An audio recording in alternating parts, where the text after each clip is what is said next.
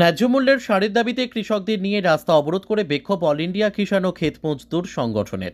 মঙ্গলবার দুপুরে ঘটনাটি ঘটেছে উত্তর দিনাজপুর জেলার গোয়ালপুকুর থানার গোয়াগাঁও এলাকায়। রাস্তা অবরোধের জেরে যানবাহন চলাচল ব্যাহত হয়ে পড়ে। অভিযোগ, সরকারি ন্যায্য মূল্যের সারে কালোবাজারি হচ্ছে। সরকারি মূল্যে সার না পাওয়ায় কৃষকরা চরম সমস্যায় পড়তে হচ্ছে। এই সারে কালোবাজারি রুখতে এবং ন্যায্য মূল্যের সার কৃষকরা পায় এই দাবি নিয়ে প্রশাসনের কাছে অভিযোগ জানিয়েও কোনো সুরাহা হয়নি বলে অভিযোগ। ফলে বাধ্য হয়ে আজ রাস্তা অবরোধ করে বিক্ষোভ দেখাতে শুরু করে। অন্যদিকে অবরোধের জেরে যানবাহন চলাচল ব্যাহত হয়ে পড়ে। খবর পেয়ে ঘটনাস্থলে পৌঁছায় গোয়ালপুকুর থানার পুলিশ। ব্যুরো রিপোর্ট, আমাদের টিভি। আজকে আমাদের রাস্তা অবরোধ করেছি এই কারণে, আমরা তো ভুট্টা লাগিয়েছি, কেউ 2 বিঘা লাগিয়েছে, কেউ 5 বিঘা লাগিয়েছে, কেউ 1 বিঘা লাগিয়েছে, কিন্তু আমরা যে সারের দামটা ন্যায্য পাচ্ছি না। যেটা বস্তার গায়ে লেখানো আছে ডিএপি 1350 টাকা, ডিএপির দাম নিচ্ছে 1800-1900 টাকা, আচ্ছা 10-26 হলো 1470 টাকা, তার দাম নিচ্ছে 2000-2200 টাকা। ইউরিয়ার দাম হলো 266 টাকা, তার দাম নিচ্ছে 300-350 টাকা, কোনো সময় 400 টাকাও নাই।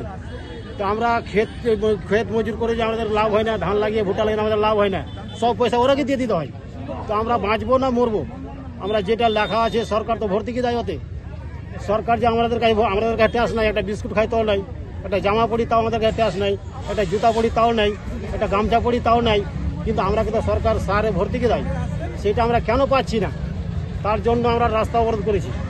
সারে দোকানদারকে বলছি যে আমরাকে এই রেটে দাও, তো আমরাকে ধমকি দেখাচ্ছে, আমরাকে এই রেট আমরাকে বলছে যে ট্যাকিনে মাল দিতে হবে। কেমন ট্যাকিনে মাল? একটা ম্যাঙ্গো ডিএপি ম্যাঙ্গো উড়িয়ে দিচ্ছে। ও আমার কোনো কাজের না, ও কোনো কাজের না, হ্যাঁ ও কোনো কাজের লাগছে না, ওই সেটা আমাকে জবরদস্ত দিচ্ছে।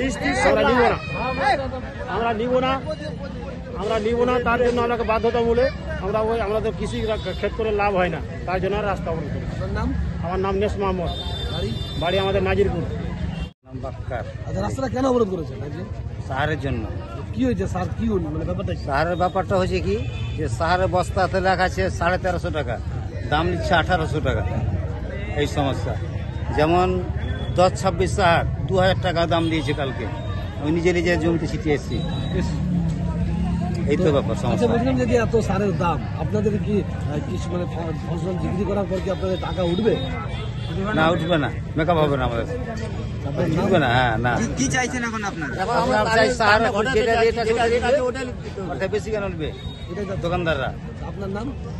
বললাম তো বাক্কার আলী, বাড়ি? বাড়ি গোয়াগাঁও।